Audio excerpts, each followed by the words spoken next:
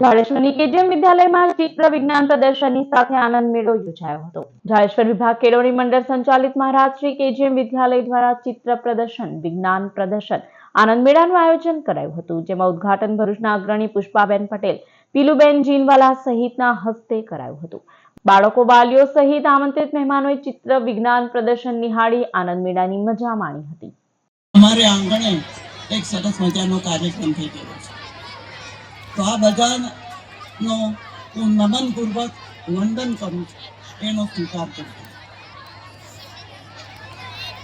મિત્રો, આપણે હવે મિત્રો થઈ ગયા।